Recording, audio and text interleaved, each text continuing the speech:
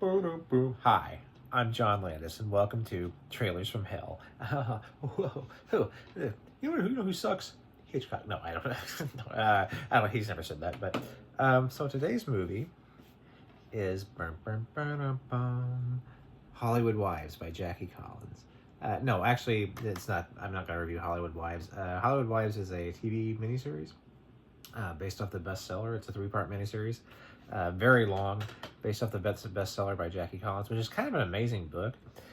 One of her better books. Like the later Jackie Collins stuff is like not. It's kind of lame, but that early stuff like Chances and Hollywood Wives. Yeah, that's the sleazy. She really delivers the goods there. I was reading one and they kind of, I don't know why they do this, but they like censored out the F word. Like it's like F-CK. It's like what's the deal? I thought this was trash fiction. You're like censoring it. I don't know. I don't know. That seems to defeat the point. You know, you're no Harold Robbins lady. You want to read like a real transgressive book? Go read Harold Robbins' Goodbye Janet. That's like craziness, just constant craziness. That dude delivered. Okay, people ripped on him, but he deserved that money, and he spent it well. Okay, so no, the and speaking of sleaziness, the movie I'm going to review is Stormtrooper, directed by this a certain B movie sleazy guy, Jim Wynorski. This movie itself is not that sleazy. It's it's a B movie exploitation. It's part of Wynorski's more mature it's more mature feminist duology. It forms a duology with The Assault, which is about kind of like Assault on Precinct 13, but it's at a women's shelter, and the whole thing has a kind of metaphor to it, like because it's called The Assault. Get it, right? And it's about a bunch of dudes, an army of dudes, like trying to attack a women's shelter, and the women inside have to defend themselves. Nice B movie concept. I mean, both of the movies are kind of hindered by the fact that Wynorski's not really an action guy. To me, he's always been kind of like maybe like a sleazy Joe Dante. I'm a big fan of his movie, his very first film, The Lost Kingdom. That one's awesome. He gets he squeezes an amazing amount of like production value out of nothing. He's got like matte shots. He had like very low money. He's got like these like matte shots. And he said the only thing he didn't get to do in it was 3D, which would have been amazing if it had been in 3D. But that's a fun one.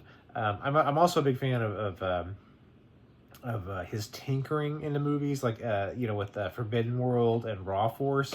He really understood how to make those movies less boring, and he did it. I've always thought he would have been a great producer, like a Roger Corman style producer.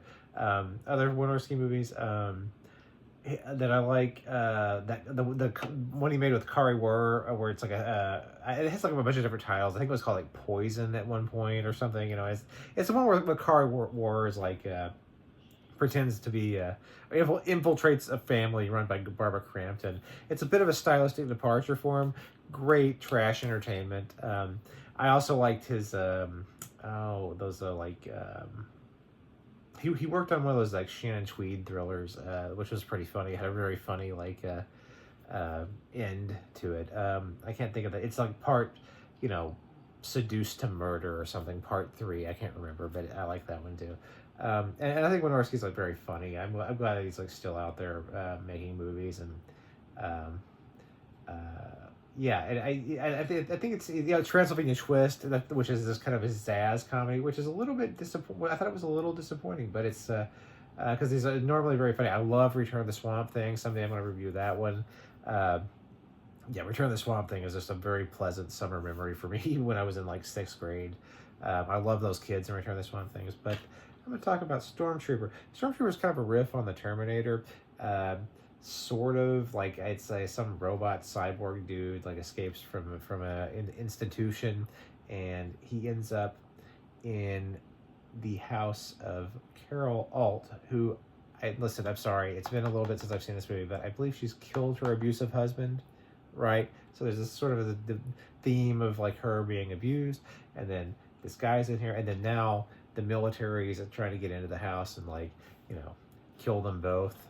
It's very. It's a nice like kind of nice kind of edgy, cynical view, and so it's her and the cyborg guy, and then like Corey Feldman shows up with like a Snake Plissken eye patch, which actually does have some bearing on the plot. So like, but it's a